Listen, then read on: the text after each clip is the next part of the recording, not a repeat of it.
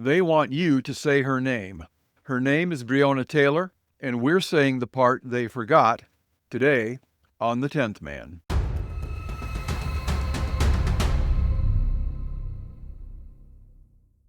Black fatigue is real, and it's directed squarely at black culture.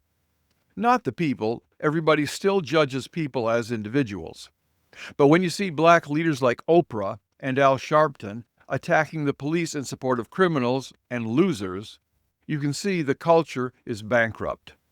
Today's false idol is Breonna Taylor. You've seen the photo, Breonna Taylor in an EMT uniform. Stoic, serious, a symbol of systemic injustice. But here's the truth the media doesn't want you to know. She wasn't working as an EMT when she died. She only did the job for 5 months. And the rest of her story? Let's just say it doesn't quite fit the halo they built around her.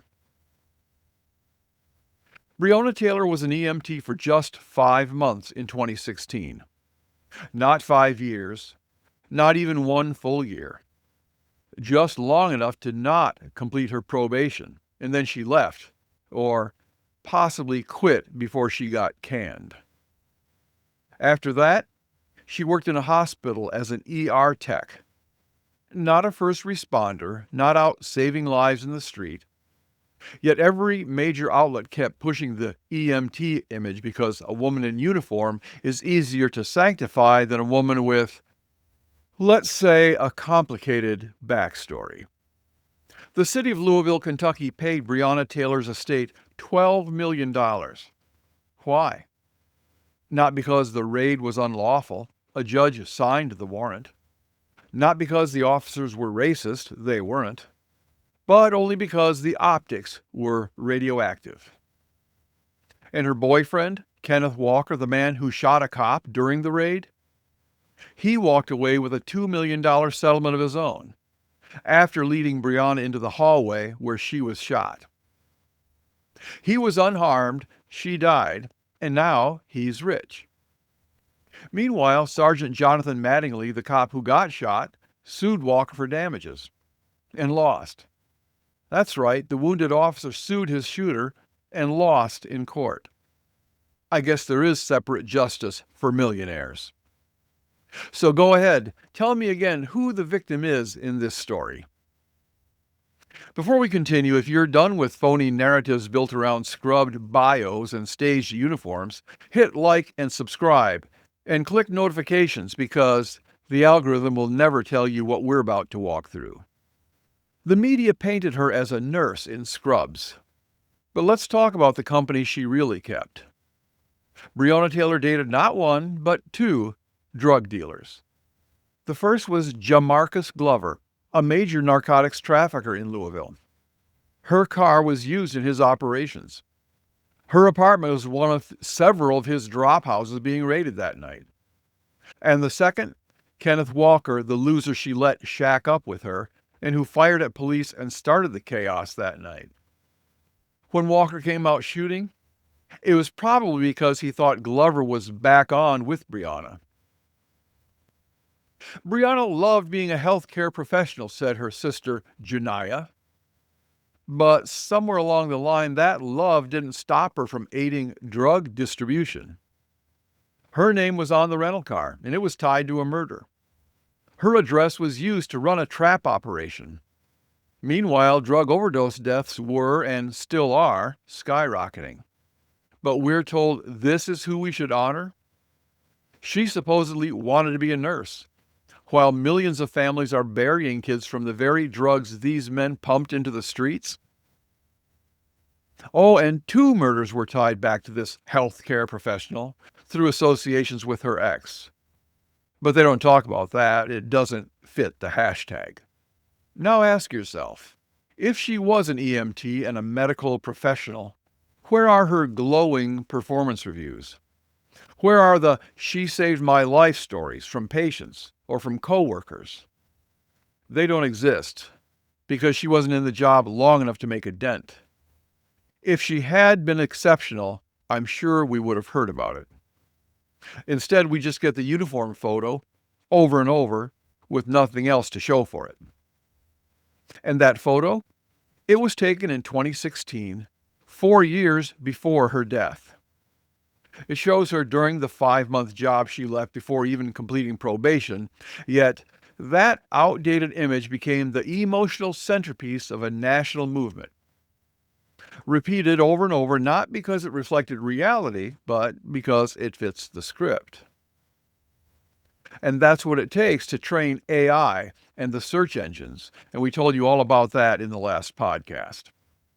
Now let's step back. Why do the media elevate some people and bury others based not on character or achievement, but on narrative? Breonna Taylor was a woman who made some very poor choices. She dated drug dealers, let one use her address, and walked into a hallway behind a man who opened fire on cops. She was probably rushing to the door to cover for him. We don't know. But she wasn't shot in her sleep. She wasn't saving lives. She was in the crosshairs of a drug investigation, and sadly, her death was the result of a chain of bad decisions, many of them hers. And yet she gets the murals, the Oprah magazine cover, the legacy, the imaginary career and future grandiose aspirations. Now compare that to someone like Justice Clarence Thomas. Born into poverty in the segregated South, he rose to become the second black Supreme Court justice in U.S. history. But because he doesn't follow the left's political script, he's smeared as a traitor to his race, while less accomplished men with rap sheets get the hero treatment. Now also compare that to someone like Dr. Ben Carson. Like Taylor, he was raised in Michigan by a single mother in poverty. Became the first surgeon, period, to separate conjoined twins at the brain. Built a medical legacy so profound, they made a Hollywood movie about him, starring Cuba Gooding Jr. But then he joined Trump's cabinet. Instantly, the media turned on him, called him a token and Uncle Tom, a sellout. Not for failing, for succeeding, but on the wrong team. Or take Bill Cosby. Now, let's be very clear, this is not a defense of any alleged crimes, but the attacks on Cosby began long before any courtroom drama. Back in 2004, Cosby gave a controversial speech, the famous pound cake speech, calling out fatherlessness, crime, and a lack of personal responsibility in the black community. And suddenly, the tide shifted.